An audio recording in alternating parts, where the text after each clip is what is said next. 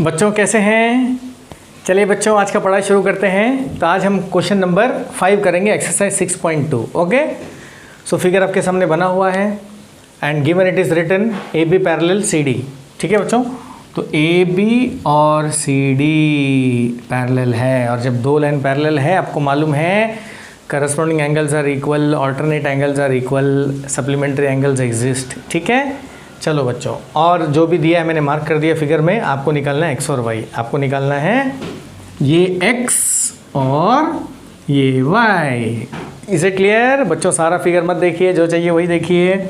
शुरू करते हैं। प्रोसीजर। अब बताइए बच्चों, सबसे पहले A B parallel C D कहाँ से मालूम चला? गिवन पी क्यू इज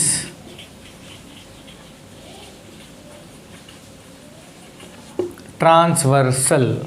ठीक है बच्चों, इसको मत देखिए, इसको भी मत देखिए। अब बताइए बच्चों को क्या दिख रहा है? ये दो लाइन पैरेलल है, ये ट्रांसवर्सल है। डोंट यू फील ये दोनों बन गया ऑल्टरनेट एंगल। तो स्ट्रेट अवे आप लिख सकते हो x equal to 50 degree and the reason is alternate interior angle. ठीक है बच्चों, अब वापस मैं ये बना देता हूँ। ये क्या था भाई? y था, करेक्ट। चलिए बच्चों, अब इसका काम खत्म। x हमने निकाल लिया, बहुत बढ़िया, वेरी गुड। इसको मीट दें, इसकी कोई ज़रूरत नहीं। तो बच्चों जब ये एंगल को मीटूंगा ना, तो ये 50 और y मिल के बन जाएगा 50 प्लस x। तो ये पूरा एंगल बच्चों क्या बन जाएगा बताइए? ये पूरा एंगल बन जाएगा 50 प्लस x। अब बताइए बच्चों, फिर से वही style, A B parallel C D given P R is transversal. ठीक है बच्चों, तो क्या बोलेंगे आप? एंगल ए पी आर, जो चाहिए वही देखिए। P R D, P R D क्यों इक्वल है भाई? क्योंकि ये ऑल्टरनेट इंटीरियर एंगल है, ऑल्टरनेट इंटीरियर एंगल। अब ये क्या हुआ? 50 प्लस वाई, वो क्या हुआ? 127 माइनस 50, तो वही क्या हुआ बताइए? कितना आएगा? 130 प्लस 50, तो ये आ जाएगा बच्चों 53। देखिए कितना आराम से आ गया आंसर। इसीलिए सब मत देखिए, जो चाहिए वही देखिए। Is it clear? तो one second, final track discussion. A B parallel to Q D C D and P Q is a transversal. So 50 equal to x, alternate interior angle. काम खत्म। यहाँ का वहाँ चले जाते हैं। A B parallel C D, P R is a transversal. ठीक है बच्चों, तो ये जो टोटल एंगल हो जाएगा ये हो जाएगा 50 प्लस एक्स। तो 50 प्लस एक्स इक्वल टू 127, वहाँ से y निकल 50 प्लस वाई इक्वल टू 127, आपको वहाँ से y निकल जाएगा। That's all. Is it clear बच्चों? चलिए इसको लिख लीजिए, फिर नेक्स्ट क्वेश्चन करते हैं। बच्चों अभी नेक्स्ट क्वेश्चन करते हैं, question number 6, exercise 6.2। Is it clear? Now the given it is said that P Q and R S R mirrors. Mirror मतलब आईना, जिसमें आप अपना चेहरा देखते हैं। ठीक है बच्चों, तो ये दोनों मिरर हैं और this is the incident ray. तो ये जो रे है बच्चों, इसको क्या बोलेंगे?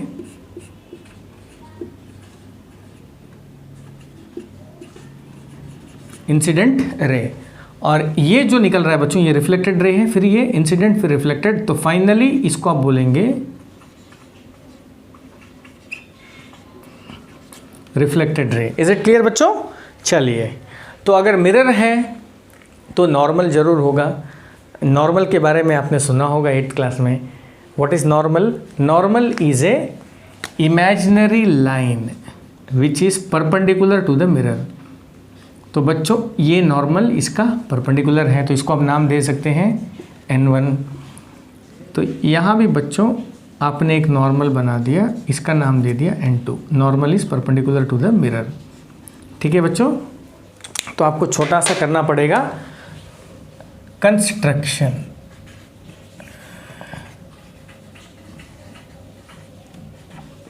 तो क्या कंस्ट्रक्शन करेंगे बच्चों बताइए? ड्रॉ N1 एंड N2, बस इतना लिखेंगे काफ़ी है. Draw N1 and N2. उसके बाद बच्चों ये जो एंगल है मैं इसको बोलूँगा एंगल ऑफ इंसिडेंस. I1 आपने 8th क्लास में पढ़ा होगा. And I hope in 8th class you might have studied first law of reflection. What is that? याद है कि भूल गए? हाँ सर भूल गए सर. चलिए वो है फर्स्ट लॉज ऑफ रिफ्लेक्शन. ये है the angle of incidence is equal to angle of reflection. Okay, the angle of incidence is equal to angle of reflection. तो बच्चों ये I1 है, इसको हम लोग बोलेंगे R1. तो एज पर एंगल ऑफ लिखिए सबसे पहले आप ऐसे लिख सकते हो, अप्लाइंग लॉ ऑफ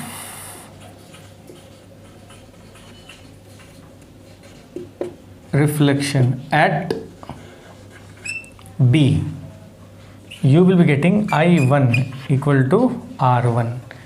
ठीक है बच्चों, इसको मैं नाम दे देता हूँ नंबर 1. फिर यहाँ पे भी आप क्या लिख सकते हो? This is I2 and this is R2. Is it clear my dear students? तो क्या बोलेंगे बताइए? Again applying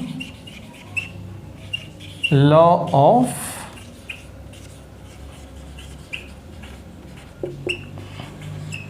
reflection at C.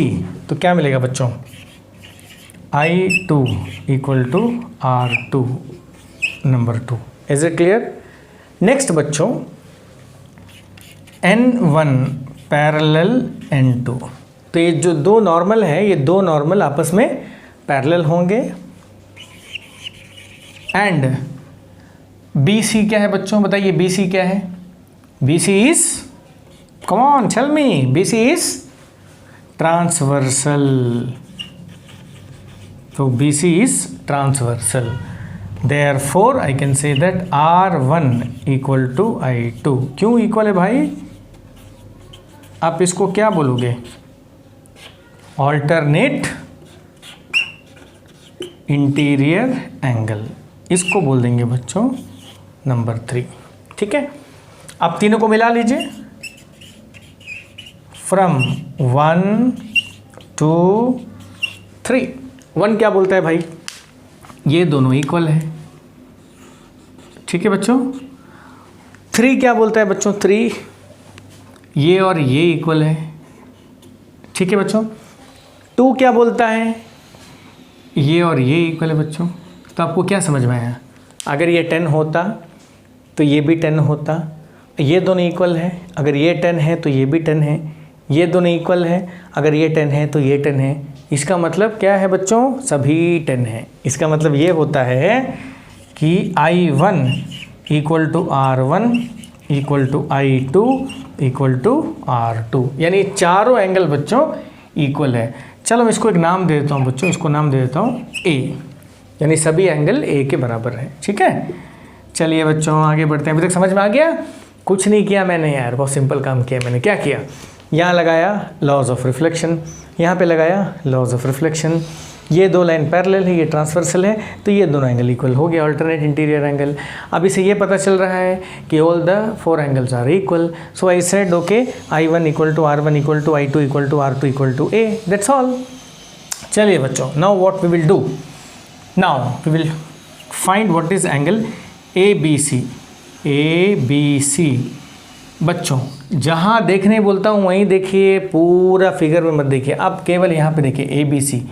आपको लग रहा है ए बी सी के अंदर में दो एंगल है I1 और R1, तो इन दोनों को मैं प्लस कर देता हूँ, तो ये बन जाएगा I1 प्लस R1। आपको मालूम है कि I1 क्या है बच्चों, A है, सारा एंगल A है, तो A प्लस A क्या मिला मुझे, 2A, so I got 2A। Similarly बच्चों BCD निकालिए, एंगल BCD में बताइए दो एंगल कॉम्बिनेशन कौन कौन सा है, I2 प्लस R2, इन दोनों को प्लस करना है, I2 plus R2, A plus A, 2A आ गया। ठीक है बच्चों, चलिए अभी बच्चों ये फिगर को मैं काम करता हूँ, थोड़ा सा चेंज करता हूँ। मेरे को इसकी ज़रूरत नहीं है, तो भाई मैंने सब मीट दिया, मैंने क्या बना दिया 2A। इसकी ज़रूरत नहीं है भाई, मैंने इसको मीट दिया, क्या बना दिया 2A। ठीक है बच्चों, इसकी ज़रूरत नहीं है, मैंने मीट दिया। ओके, सो इसी मैं क्या कर रहा हूँ, मीट रहा हूँ। जो नहीं चाहिए उसको क्यों देखना, इसको भी हटा दिया, इसको भी हटा दिया, खाली बचा बच्चों अभी ये। अभी ज़रा देखिए, आपको लग रहा है कि ये ट्रांसवर्सल जैसा बिहेव कर रहा है, and this are the two lines.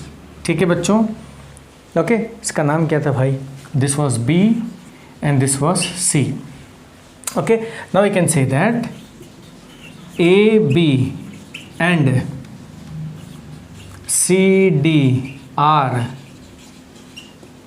lines and BC is a transversal angle ABC equal to angle BCD equal to 2A। ये हमने प्रूव कर दिया। अभी क्या लिखेंगे, याद है मैंने आपको बताया था एक style, since alternate interior angles are equal AB parallel CD।